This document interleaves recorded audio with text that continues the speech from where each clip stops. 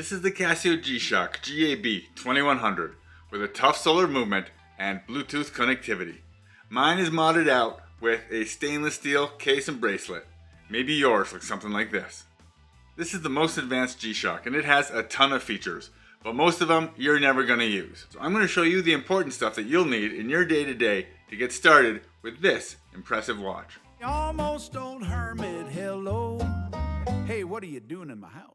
Now this watch has Bluetooth connectivity, so the first thing you're going to want to do is get it connected to Bluetooth so you don't have to use all these little buttons all the time. Remember what they do.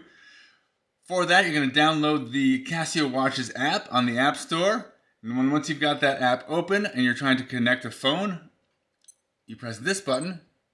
You're going to get CNCT, which is going to blink and then beep. Once it beeps, you take your finger off the button, let it do its thing.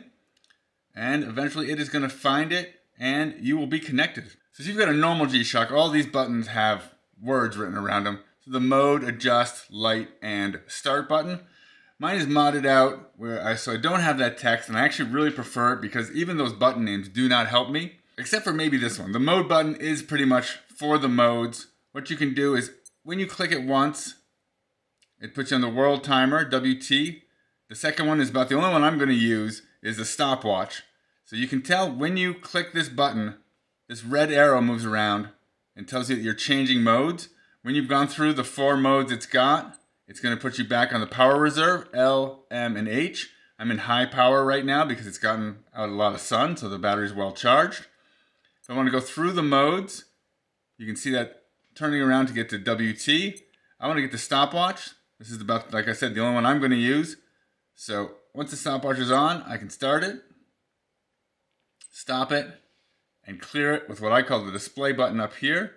The reason I call that the display button, I will show you,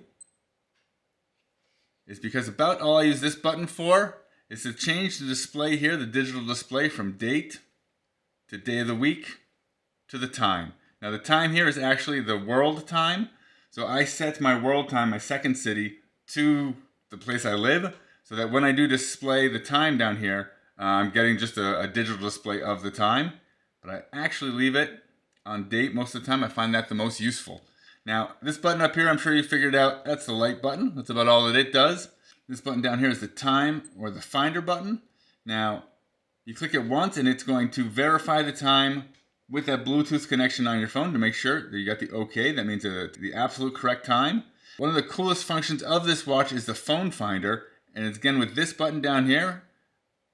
If you press and hold it, it's going to cycle through define, which is going to blink and then beep. Once it beeps, you can take your finger off the button, and then your phone's going to do that.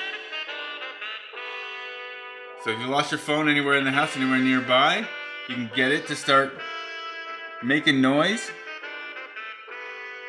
You press that button again, and it stops the tone.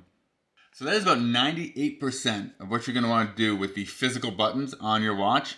Obviously, since this has Bluetooth connectivity, the best way to do a lot of the stuff is going to be to just go through your phone app and just do it directly through the phone. And one of the big things you're going to be doing that way is the setting alarms. It's a lot easier to set alarms on your phone and keep track of them that way. So now you're ready to just put this thing on your wrist and go out and enjoy it.